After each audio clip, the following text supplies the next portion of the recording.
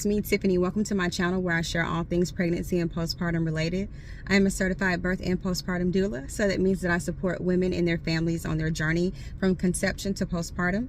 If you haven't had a chance yet, please check out my website at www.nurturebytiff.com, where you can check out my doula services, you can check out my childbirth education courses, and you can also check out my merch. Today's video is a hard one for me. I heard about it probably about a week ago, where this man, I think his name is Deontray Flanagan, if I'm not mistaken, he took it upon himself to take the life of his 2-year-old baby girl. And I'm gonna let you all watch the video, the news story, and then when we come back, then I'll share my thoughts on it. Charges. This depends on the autopsy of his 2-year-old daughter, Zavea, whom he is accused of choking and killing during a SWAT situation on Monday. KPRC2's Rowan Balogan joins us live near the county jail where this man remains. Rowan. Keith, the prosecutor tells me if a medical examiner's office determines that the 2-year-old little girl died due to strangulation, they then will raise the suspect's charge to capital murder. Deontray Flanagan wears a yellow jumpsuit with his hands behind his back in handcuffs as he appears for the first time in front of a judge. The 25-year-old charged with murder. Investigators say he picked up his 2-year-old daughter from daycare, went to the mom's job at Walmart, threatened her, then led law enforcement on a 30-mile chase with his daughter in the passenger seats without a seatbelt or car seats.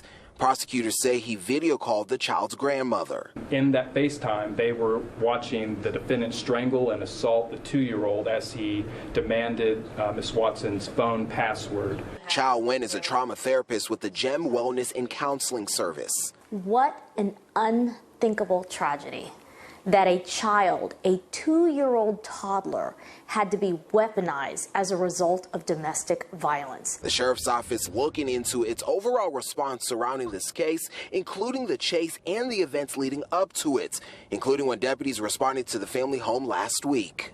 This happened in a 5-day span, starting Wednesday night. The criminal justice system, law enforcement, prosecutors, they are there to protect survivors. Protective orders are meant to protect you, not to hurt you. In this case, it appears the system has failed this woman. The 2-year-old's grandfather tells me they wish, the family that is, wishes the suspect didn't receive a bond. If you'd like to help the family with funeral arrangements, they've created a GoFundMe, and you can find that link on our website at clicktohouston.com. Reporting live downtown Houston, Rowan Balogan, KPRC. It was a full-scale SWAT scene caught by our camera. The plan to rescue a 2-year-old girl from her own biological father, who more or less kidnapped her Monday morning from daycare. That 20-something-year-old suspect seemed to show no concern whatsoever for his daughter's well-being. And even with life flight, she did not survive this. That 2-year-old died. How was she hurt? That was my first question. How did the child come to be injured?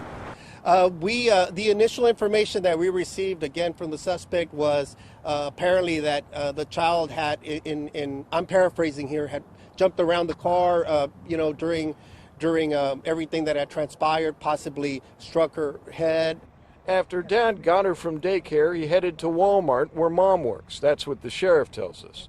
There were words, an altercation, and according to the sheriff, threats made against both Mom and child. He confronted the mother of the child and began making threats, asking for her phone, her passcode, with child in hand, and basically threatening to hurt the child. Not long after that, a police chase. Bystander Brittany Rogers was sideswiped, she says, by the suspect's Camaro. Next thing I know, I just see him hit my car. I feel it. And I'm looking at him and he just back on out. And then that red Camaro stopped and just stayed there. Stubner Airline north of 1960 was blockaded for hours. The suspect and his daughter inside the car. Presumably, she was already dying, but he wouldn't come out until SWAT got him out. And he wasn't even injured in all of this, says the sheriff. All right, so that was a story, and that was absolutely heartbreaking for me to watch. I have a 2-year-old, and I can only imagine the pain and the fear that was going through her mind, you know what I'm saying, at that time. For him to be so weak and such a coward and such a sorry excuse for a man, that because this woman doesn't want to be with you anymore, you feel the need to go and take her life. You show up to her job, you take the baby out of daycare, you show up to her job, and then you take this baby girl and you choke the life out of her. And then you call on FaceTime. And man, this world is horrible. It's tragic. This is ridiculous. It makes no sense at all, you know, for you to do something like this to your own flesh and blood. You know, we hear the stories of like the step parents that are always the ones like doing this, and I'm not making excuses saying it's okay for the step parent to do it. However, I'm just saying, you know, this is your biological baby. How could you do this to this little baby, this little innocent baby girl, when all she ever did was come into this world and love you? She's like, she was such a happy little baby. I don't get it. I was talking to a few people earlier, and they were talking about how they think that he should get the death penalty. I mean, if he does, if he doesn't, I really hope they put him in general population with the other inmates so they can do to him what he did to this baby and so much more, because I think death is too easy for him. I think that he should suffer. He should suffer, because there's no excuse for him to do what he did. You know, people in relationships, people break up. Go on with your life. Be a father to your daughter and go on with your life. Now this baby is gone forever. And for what? Because you were too weak and too sorry to take rejection? People need better coping skills. People need better coping skills. You don't take your anger out on an innocent baby. But I just want to get on here and vent really quickly about that. Thanks for watching.